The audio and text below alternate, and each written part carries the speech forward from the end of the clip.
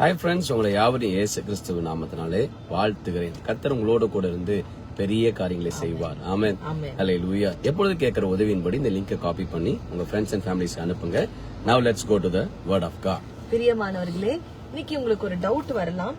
உங்க ஜெப வாழ்க்கை பிசாசு பார்த்து பயப்படுகிறான் என்பதற்கு ஒரு 4 காரியத்தை உங்களுக்கு நான் காண்பிக்க போகிறேன். அநேகர் என்னன்னா இந்த 4 காரியத்துல கொஞ்சம் இடறி போய் உங்க ஜெபத்தை நீங்க நிறுத்திடுவீங்க. ஆனா பிசாசு உங்க ஜெபத்துக்கு பயப்படுறான் என்பதை இந்த 4 காரியத்தை வச்சு கர்த்தர் உங்களோட பேச விரும்புகிறார். முதல் காரியம் என்னன்னா, நீங்க நிறைய அட்டாக்ஸ ஃபேஸ் பண்ண ஆரம்பிப்பீங்க. You will start to experience attacks. அதாவது தானியேல் புஸ்தகத்தை நீங்க வாசித்து பாத்தீங்கன்னா, தானியேல் 6ஆம் அதிகாரம் 10வது வசனத்துல வேதம் இப்படியாக சொல்லுகிறது. உங்களுக்காக நான் வாசிக்கிறேன். ஒருவேளை நீங்க கூட நிறைய அட்டாக்ஸ ஃபேஸ் பண்ணி சோர்ந்து போயிருக்கலாம். நிறைய பிரச்சனைகள் எழும்புறது நிமித்தமாக சோர்ந்து போய் எதுக்கு ஜெபிச்சுட்டு அப்படின்னு நீங்க நினைச்சிருக்கலாம். ஆனா ஒண்ணு புரிந்து கொள்ளுங்க, உங்க ஜெப வாழ்க்கைய பார்த்து பிசாசு பயப்படுறான் என்பதற்கு பெரிய அடையாளமே என்னன்னா, பிசாசு நிறைய அட்டாக்ஸ் அனுப்புவான். வாசிக்கிற தானியேல் 6ஆம் அதிகாரம் 10வது வசனம். தானியேலோ வென்றால் அந்த பத்திரத்துக்கு கையெழுத்து வைக்கப்பட்டதென்று அறிந்த போதிலும் தன் வீட்டுக்குள்ளே போய் தன் மேல் அறையிலே எருசலேமுக்கு நேராக பல கனிகள் திறந்திருக்க அங்கே தான் முன் செய்து வந்தபடியே. பாத்தீங்களா? அப்ப தானியேல் ஒரு பழக்கம் இருந்துச்சு அவருக்கு. 3 வேளையும் ஜெபிக்கிற ஒரு பழக்கம். அவர் ஜெபிக்கிறனாலதான் அவர் ஜெபிக்க கூடாது என்பதற்காக கல்தேயர்கள் ராஜா கிட்ட ஒரு கம்ப்ளைண்ட் ரைஸ் பண்ணி அவர் ஜெபத்தை நிறுத்துறாங்க. ஆனாலும் வேதம் சொல்லுகிறது, தானியேல் முன் செய்து வந்தபடியே அந்தி சந்தி 3 வேளையும் தேவனுக்கு முன்பாக அவர் ஜெபிக்க ஆரம்பித்தாராம். இன்னைக்கு நான் சொல்றேங்க, உங்க ஜெபத்தை நிறுத்திடாதீங்க. ஏதோ ஒரு அற்புதத்தை கர்த்தர் செய்ய ஆயத்தமா இருக்கிறாரு. தானியேல் தொடர்ந்து ஜெபித்தபடியினால் 7ஆம் அதிகாரத்துல வேதம் சொல்லுகிறது, தானியேலை கொண்டு போய் சிங்க கெபியில போட்டாங்க. ஆனாலும் தானியேல் ஜெபிக்கிறத நிறுத்தாதபடியினால என்ன நடந்ததுன்னா, தேவ தூதர்கள் தானியேலுக்காக இறங்கி வந்தார்கள். இன்னைக்கு உங்க ஜெப வாழ்க்கையை பார்த்து பிசாசு பயப்படுறான். அதனாலதான் நிறைய பிரச்சனைகளை ஜெபிக்கிற நீங்க சந்திச்சுக்கிட்டு இருக்கிறீங்க. நீங்க ஒரு கேள்வி கேட்பீங்கல்ல, என் குடும்பத்துல எத்தனையோ பேர் இருக்கிறாங்க, எனக்கு தெரிஞ்சவங்க எத்தனையோ பேர் இருக்காங்க, யாருக்குமே பிரச்சனை வரல, ஆனா எனக்கு மட்டும் ஏன் பிரச்சனை வருது நீங்க யோசிச்சிருக்கீங்களா? ஏன்னா உங்க ஜெபத்தை பார்த்து பிசாசு பயப்படுகிறான். இரண்டாவதாக, உங்க ஜெப வாழ்க்கையை பார்த்து பிசாசு பயப்படுறான் என்பதற்கு அடையாளம் என்னன்னா, திடீர்னு நீங்க ஜெபிக்க நடுவில் ஒரு டிஸ்ட்ராக்ஷன் வரும். நீங்க நல்லா ஜெபிச்சுக்கிட்டு இருப்பீங்க, நீங்க ஒரு முடிவு பண்ணிருப்பீங்க, இன்னைக்கு ஒரு 1 மணி நேரம் நம்ம ஜெபிக்கலாம்னு சொல்லிட்டு முழங்கால் போட்டு நீங்க அப்படியே கர்த்தரை துதித்து பாடி ஜெபிக்க என்ன நடக்கும்னா, திடீரென்று ஒரு டிஸ்ட்ராக்ஷன், ஒரு போன் கால் வரலாம், அல்லது நீங்க உங்களுக்கு திடீர்னு பாத்தீங்கன்னா உடம்பு சரியில்லாம போகலாம், இல்ல உங்க ரிலேட்டிவ்ஸோ இல்ல உங்களுக்கு தெரிந்தவர்களோ உங்களை வீட்டுக்குள்ள சந்திக்க வரலாம். இப்படி ஏன் வருது, ஏன் உங்க ஜெபத்துக்கு டிஸ்ட்ராக்ஷன் வருதுன்னா, பிசாசு உங்க ஜெபத்தை பார்த்து பயப்படுகிறான். இப்படிதான் நெகேமியா 4ஆம் அதிகாரம் 1-2 வசனத்தை வாசிச்சீங்கன்னா, இஸ்ரவேலர்கள் எல்லாரும் சேர்ந்து அந்த கட்டுகிற வேலையை பார்த்து சன்பல்லாத் தொபியா என்ற எதிரி அவன் என்ன பண்றான்னா, எரிச்சல் அடைந்து அவங்க கட்டுகிறத நிறுத்துறான். இன்னைக்கு சொல்றேங்க, உங்க ஏதோ ஒரு காரியத்தை ஜெப வாழ்க்கையை கட்டுவத பிசாசு நடுவுல ஸ்டாப் பண்றானா, ஜெபிக்க டிஸ்ட்ராக்ஷன் வருதா, உங்க ஜெபத்தை பார்த்து பிசாசு பயந்து கொண்டு இருக்கிறான். ஆமென். மூன்றாவதாக, உங்க ஜெப வாழ்க்கையை பார்த்து பிசாசு பயப்படுகிறான் என்பதற்கு அடையாளம் என்னன்னா, அடிக்கடி தேவன் பேசுவத உங்களால கேட்க முடியும். ஆதியாகமம் 12ஆம் அதிகாரம் 1 வசனத்துல வேதம் சொல்லுகிறது, கர்த்தர் ஆபிரகாமை நோக்கி. எத்தனையோ வருஷம் ஆபிரகாம் தன்னுடைய தகப்பனோட எங்கேயோ குடியிருந்திருக்கிறாரு. ஆனா ஒரு குறிப்பிட்ட நேரம் வரும் பொழுது கர்த்தர் ஆபிரகாமோட பேசுகிறத ஆபிரகாமுடைய செவிகள் கேட்டது. ஆமா பிரியமானவர்களே, உங்க ஜெபத்தை பார்த்து பிசாசு பயப்படுகிறான் என்பதற்கு எது தெரியுமாங்க அடையாளம்? கர்த்தர் அடிக்கடி பேச ஆரம்பிப்பாரு.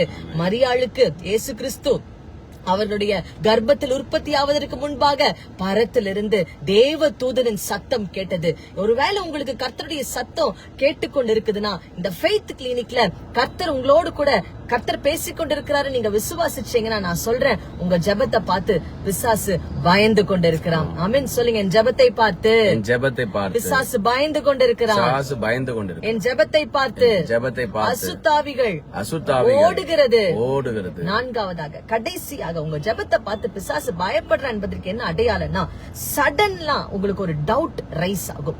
கர்த்தர் என் ஜெபத்தை கேட்டுட்டு தான் இருக்கிறாரா, நானும் இத்தனை நாள் ஜெபிக்கிறனே, கேட்டுட்டுதான் இருக்கிறாரான்ற ஒரு சந்தேகம் உங்களுக்குள்ள எழும்புதா? என் அன்பு சகோதரனே, சகோதரியே, கர்த்தர் உன்னோடு கூட பேசிக் கொண்டிருக்கிறார். பிசாசு உன் ஜெபத்தை பார்த்து பயப்படுகிறான். அதனாலதான் உங்க ஜெபத்திற்கு சந்தேகத்தை ரைஸ் பண்றான். யோசுவா 3ஆம் அதிகாரத்துல முதல் வசனத்தை வாசிச்சீங்கன்னா வேதம் சொல்லுகிறது, யோசுவா கிட்ட ஆண்டவர் சொல்லிட்டாரு, நீ போ, யோர்தானை கடந்து நீ கானான் தேசத்துக்கு போன்ட்டாரு.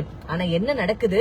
அவ்வளோ பெரிய ஒரு யோர்தான் இவர்களுக்கு முன்பாக நிக்குது. யோசுவாக்கே டவுட் வந்துருச்சு, நம்மளால போக முடியுமா, நம்மளால இதை கடந்து செல்ல முடியுமா?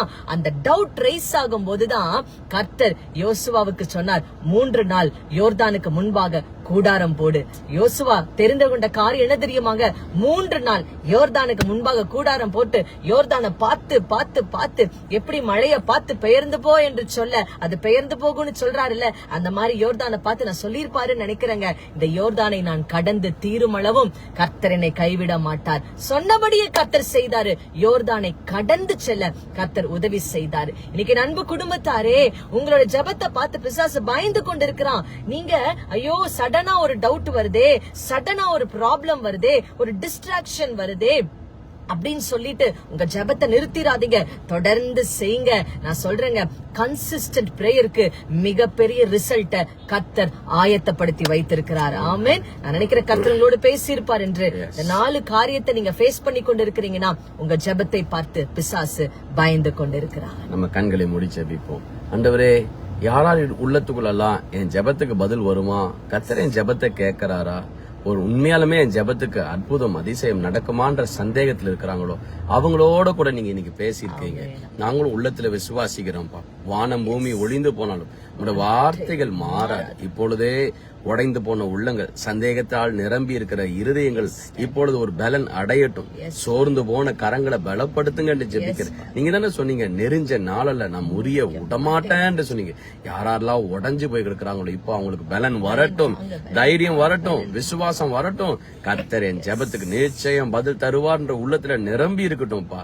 அன்றே தாவீது அழைந்தான், தாவீது ஒளிந்தான். ஆனா அந்த அழைப்பும் அந்த ஒளிந்ததும் இதுதான் தாவீதோட வாழ்நாள் முழுசும் இல்ல. ஒரு நாள் தாவீதை கர்த்தர் சிங்காசனத்துல உட்கார வைத்தீர். அதே போல இன்னைக்கு அலைகிற, இன்னைக்கு சவுல்களை கண்டு கொகைக்குள்ளாகவே ஒளிந்து கொண்டு இருக்கிற ஜனங்களுக்காக ஜெபிக்கிறேன். அவர்களுக்கும் அரண்மனை வாழ்வு உண்டு. உண்மை நம்பர்கள் வெக்கப்பட்டு போவதே கிடையாது என்ப விசுவாசத்தில் எங்க ஜனங்கள் ஸ்திரப்பட கத்த கிருபத்தாங்க.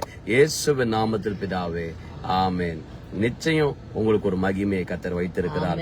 தாவீது அழைந்தார், தாவீது சவுலை கண்டு ஒளிந்தார். ஆனா தாவீதுனால ஒளிஞ்சு போக முடியல. ஏன் தெரியுமா?